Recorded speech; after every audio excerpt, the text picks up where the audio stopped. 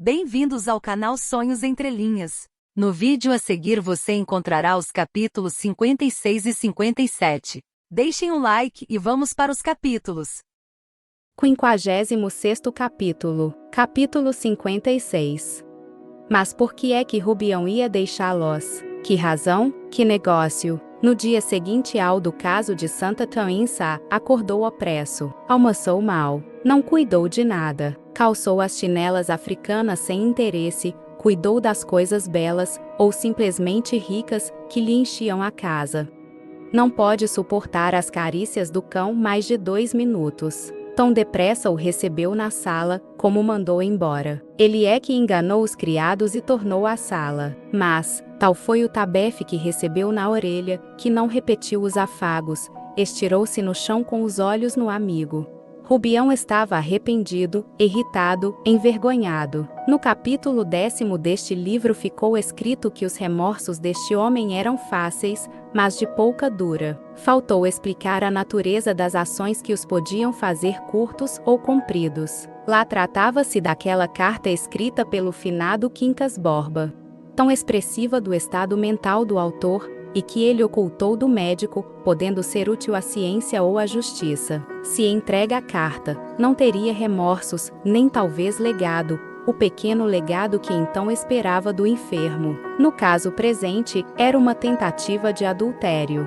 Certo que ele suspirava muito e tinha ímpetos interiores, mas foi só a animação indiscreta da moça, e a própria excitação do momento que o levou a fazer a declaração repelida. Passados os vapores da noite, não era só vexame que sentia, mas também remorsos. A moral é uma. Os pecados são diferentes. Saltemos por cima de tudo o que ele sentiu e pensou durante os primeiros dias. Chegou a esperar alguma coisa no domingo, um bilhete como o do anterior, com morangos ou sem eles.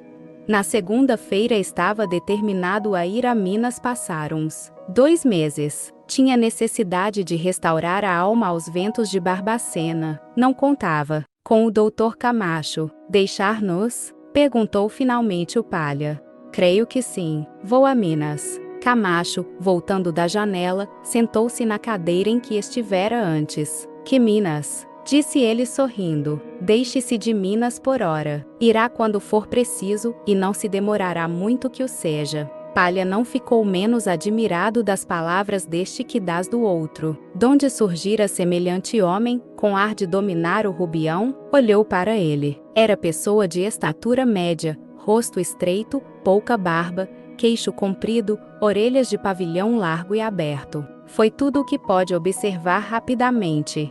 Viu também que a roupa era fina, sem luxo, e que os pés não estavam mal calçados. Não examinou os olhos, nem o sorriso, nem as maneiras.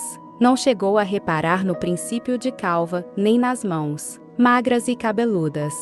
57º capítulo. Capítulo 57. Camacho era homem político. Formado em Direito em 1844, pela Faculdade do Recife, voltara para a província natal, onde começou a advogar. Mas a advocacia era um pretexto. Já na academia, escrevera um jornal político, sem partido definido, mas com muitas ideias colhidas aqui e ali, e expostas em estilo meio magro e meio inchado. Pessoa que recolheu esses primeiros frutos de Camacho, fez um índice dos seus princípios e aspirações. Ordem pela liberdade, liberdade pela ordem. A autoridade não pode abusar da lei, sem esbofetear-se a si própria. A vida dos princípios é a necessidade moral das nações novas como das nações velhas. Dai-me boas finanças, dar-vos-ei boa política, dar-vos-ei boas finanças, Barão Lui. Mergulhemos no Jordão constitucional. Dai passagem aos valentes, homens do poder. Eles serão os vossos sustentáculos, etc., etc.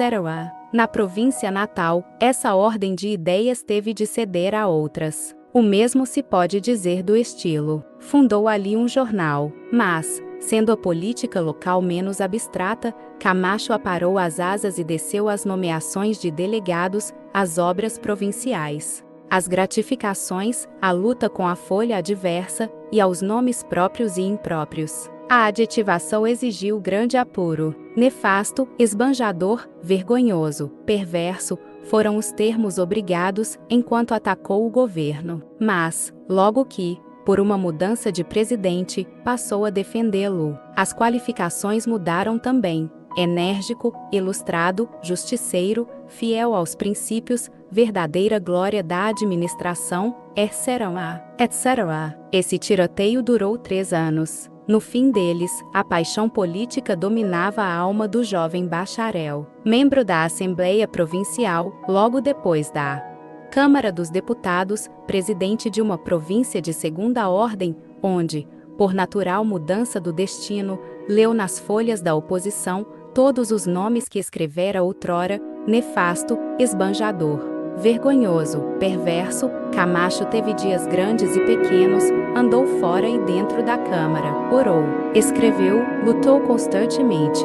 Acabou por vir morar na capital do Império. Deputado da conciliação dos partidos, viu governar o Marquês de Paraná, e instou por algumas nomeações, em que foi atendido. Mas, se é certo que o Marquês lhe pedia conselhos e usava confiar-lhe os planos que trazia, ninguém podia afirmá-lo, porque ele, em se tratando da própria consideração, mentia sem dificuldade. O que se pode crer é que queria ser ministro e trabalhou por obtê-lo. Agregou-se a vários grupos, segundo lhe parecia acertado. Na Câmara discorria largamente sobre matérias de administração, acumulava algarismos, artigos de legislação, pedaços de relatório, trechos de autores franceses, embora mal traduzidos. Mas, entre a espiga e a mão, está o muro de que fala o poeta. E por mais que o nosso homem estendesse a mão do seu desejo para colher lá, a espiga lá, ficava do lado oposto,